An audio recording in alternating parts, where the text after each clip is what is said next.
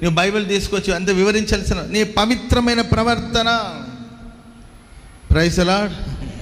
ఒకడు అంటాడు, అన్న నా భార్య కానీ పరలోకానికి వచ్చేదైతే నేను పరలోకానికి రానన్నాడు, టికెట్ క్యాన్సిల్ చేసుకుంటున్నాను. Praise the Lord. ఇంకొంతమంది భర్తలు అంటుంటారు, వచ్చే జన్మం ఉంటే ఆ వచ్చే జన్మలో కూడా నీవే నా భార్యగా రావాలంటాడు. ఉత్తదే ఇది.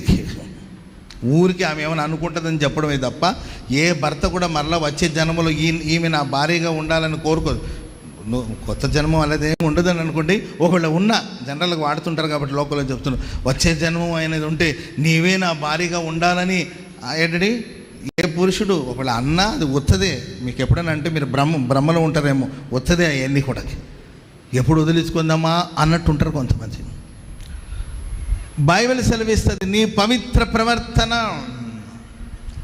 భయముతో కూడా నీ మంచి ప్రవర్తనను బట్టి వాళ్ళకి ఉపదేశం, వాక్యోపదేశం, బైబిలు ఎక్కడి ఆది కాండం నుండి ప్రకటన గ్రంథం అవన్నీ అవసరం లేదు. నీ క్రియలు, నీ పనులు, నీ ప్రవర్తన, నీ ఫలాలు, వాటిని బట్టి వాక్య ప్రత్యక్షత లేకుండానే, వాక్యాన్ని వాళ్ళకి ప్రకటించకుండానే వాళ్ళ అవిధేయులు కనుక వాళ్ళకి వాక్యం చెప్పకపోయినా నీ మంచి ప్రవర్తన, నీ పవిత్ర ప్రవర్తన బట్టి ఆయన క్రీస్తు చెంతకు వచ్చే అవకాశం ఉంటుంది.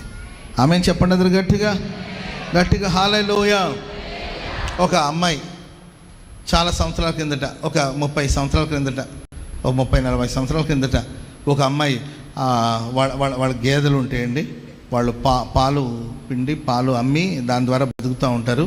సో స్కూల్కి వెళ్ళి చిన్నపిల్ల, ఒక 8 సంవత్సరాలు 9 సంవత్సరాలు ఒక చిన్న పాప. ఆ అమ్మాయి ఉదయాన్నే పాలు తీసుకెళ్ళి ఒక ఇంటికి ఇచ్చి వాళ్ళు ఒక 10 రూపాయలు ఇస్తారు. ఆ పాలు తీసుకెళ్ళి ఇస్తే ఒక 10 రూపాయలు ఇస్తారండి. ఆ 10 రూపాయలు తీసుకొచ్చి ఆ 10 రూపాయల వల్ల ఆ రోజు ఆ కుటుంబం అంతా గడవాలంటే ఆ 10 రూపీస్ ఉంటేనే సరే. పాలు తీసుకెళ్తా ఉంది పాపం. 8 సంవత్సరాలు అమ్మాయి కదా, 10 సంవత్సరాల లోపల అమ్మాయి, చిన్నపిల్ల కదండి పాపం. పాలు తీసుకెళ్తా ఉందండి పాపం. ఒక చెంబులో కానీ లేకపోతే ఒక బాక్స్లో కానీ దేనిలో మొత్తం మీద పాలు తీసుకెళ్తా ఉంది. వెళుతున్నప్పుడు సడన్గా ఇంకొక 5 నిమిషాలు అయితే ఇంట్లోకి వెళ్తుంది. ఆ ఇంటి ఓనర్ వచ్చేసి లేకపోతే ఆ పాలు తీసుకునే వాళ్ళు వచ్చేసి 10 రూపాయలు ఇస్తారు, పాలు తీసుకుంటారు. అప్పుడు ఈ అమ్మాయి తీసుకెళ్ళి 10 రూపాయలు ఇంటికి ఇచ్చి స్కూల్కి వెళ్ళాలి. అమ్మాయి వెళుతూ ఉన్నప్పుడు ఆ కాంపౌండ్లోకి అడుగు పెట్టేసరికి ఏదో చిన్న రాయి తగిలి పాప బోర్ల పడిపోయింది. ఆ వరకు పడితే పర్వాలేదండి, ఆ చెంబులో ఉన్న పాలంతా కూడా నేలకి ఒలిగిపోయింది, కింద పడిపోయింది. ఇక ఆ అమ్మాయి ఏడుస్తుంది చూడండి, మామూలు ఏడుపు కాదు. ఎందుకంటే ఇంటికి వెళ్తే వాళ్ళమ్మ కొడుతుంది అనేది ఒక ఎత్తు అయితే, ఇంకొకటి మరి ఆ రోజు ఆ కుటుంబం గడవాలన్నా, వాళ్ళు తినాలన్నా, వాళ్ళ పశువులకు మేత తేవాలన్నా, వాళ్ళ పశువులకు మేత వేయాలన్నా, కుటుంబస్తులు భోజనం చేయాలన్నా, ఆ కుటుంబం గడవాలన్నా, బియ్యం తెచ్చుకోవాలన్నా, కూరగాయలు తెచ్చుకోవాలన్నా ఆ 10 రూపాయలతోనే. అప్పుడు ఆ అమ్మాయి ఏడుస్తుందండి. అప్పుడు ఆ ఇంట్లో నుండి ఆ పాలు కొనేవాళ్ళు ఉన్నారు కదండి, వాళ్ళు అడావుడికి వచ్చేసి పైకి లేపి ఏమైంది అమ్మాయి అంటే, కాళ్ళు తగిలి పడిపోయినాను ఏడుస్తుంటే, సర్లే కావాలని పడేయలేదు కదా, కావాలని పడేయలేదు కదా, అనుకోకుండా పడిపోయింది, దాని గురించి ఎందుకు నీవు ఏడుస్తావు, ఏడో బాక అని లోపలికి వెళ్ళి 10 రూపాయలు తీసుకొచ్చి, ఇదిగో పాలు ఒలికిపోయిందని బాధపడద్దు, ఈ 10 రూపాయలు ఉంచు, తీసుకెళ్ళి ఇది అమ్మకి ఇవ్వంటే, మరి మీకు పాలు ఏం పర్వాలేదు, ఈరోజు మేము పాలు తాగకపోయిన నష్టం ఏం లేదులే కానీ తీసుకెళ్ళి ఇది అమ్మకి ఇమ్మని చెప్పు పంపించిందంటండి. ఆ 10 రూపాయలు ఇచ్చిన ఆమె ఒక క్రైస్తవురాలు. స్తోత్రం చెప్పండి అది గట్టిగా గట్టిగా హల్లెలూయా. అంతే. యేసు ప్రభు నమ్ముకో, లోక పాపమును మోయు గొర్రెపిల్ల యేసుక్రీస్తు ప్రభుల వారు అని చెప్పిందండి. అర్థమైందండి. ప్రయాసపడి భారాన్ని మోయించిన సమస్త జనులారా నా ఎద్దుకు రండి అని యేసు ప్రభు చెప్పాడు. కనుక అమ్మాయి పాలు కింద ఒలికిపోయిందని ఏమీ బాధపడద్దు, నీ భారమంతా దేవుని మీద వేసి నెమ్మదిగా నీ వెళ్ళు, అమ్మ కొడుతుందని నీవేమీ భయపడవద్దు, తప్పదు మరి లోకంలో మనకు శ్రమ కలుగును అని ఇవన్నీ చెప్పిందా? ప్రసంగం చేయలేదు. యేసు ప్రభు గొప్ప దేవుడు అని చెప్పలేదు. అర్థమైంది. సువార్త రెఫరెన్స్ల మీద రెఫరెన్స్లు చెప్పలేదు. ఆది కాండంలో ఇలా రాయబడింది, ప్రకటన గ్రంథంలో ఇలా రాయబడింది, నీకు తెలుసా అసలు అని ఏమైనా చెప్పిందండి? ఏమీ చెప్పలేదండి. 10 రూపాయల సహాయం ఆ అమ్మాయికి, ఆపదలో 10 రూపాయలు సహాయం చేసి, ఏం కాదులే అమ్మాయి కావాలని పడలేదు కదా, పర్వాలేదు రేళ్ళు అని చెప్పి పంపించిందండి. ఆ తర్వాత ఆ అమ్మాయి, ఆ 10 ఏళ్ల వయసులో ఉన్న అమ్మాయి ఆలోచన పడింది, ఏంటి ఆంటీ గారు ఏంటి ఈమె అనే ఆలోచనలు మొదలుపెట్టి ఈమె ఇలా చేయడానికి కారణం ఏంటంటే ఈమె ఒక క్రైస్తవురాలు, అంటే క్రైస్తవులు ఇలా ఉంటారా అని ఆలోచన పడింది. క్రైస్తవ్యాన్ని గురించి తెలుసుకోవడం ప్రారంభించింది. క్రైస్తవులు ఎవరిని ఆరాధిస్తారంటే యేసు ప్రభునని తెలుసుకోగలిగిందండి. ఆ తర్వాత ప్రియమైన వాళ్ళరా, ఆ తర్వాత ఆమె రక్షించబడింది.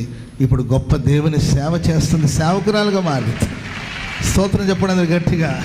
10 ఏళ్ల వయసులో ఉన్నప్పుడు, ఇలా 8 ఏళ్ళ వయసులో ఉన్నప్పుడు, ప్రేమైన 8 సంవత్సరాల వయసులో ఉన్నప్పుడు ఆ తల్లి చేసిన చిన్న సహాయం, ఆమె బోధించకపోయినా, ఆమె మాట్లాడకపోయినా, ఆమె క్రియలు మాట్లాడింది.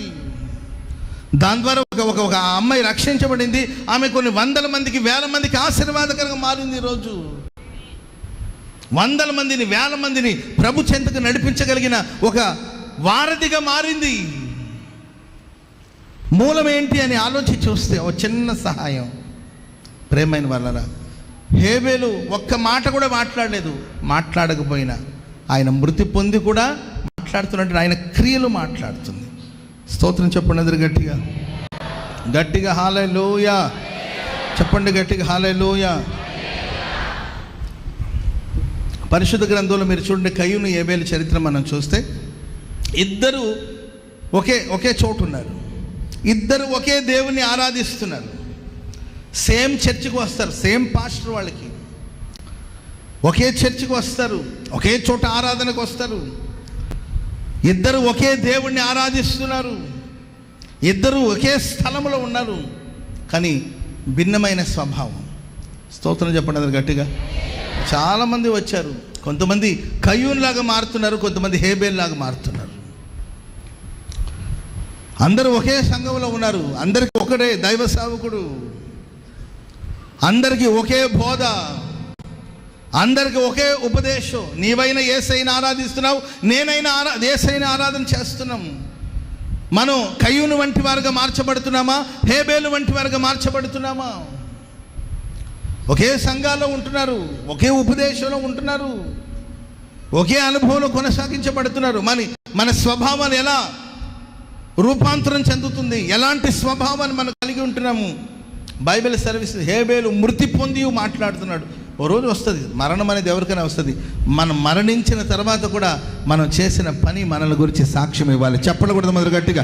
మనం చేసిన పనులు, మనం చేసిన సేవ సాక్ష్యం ఇవ్వాలి. అది అనేకుల్ని దేవుని ఎదుగు నడిపించగలిగేటట్లు మన క్రియలు మాట్లాడాలి. ఆమేన్ ఆమేన్ చెప్పండి గట్టిగా. హల్లెలూయా.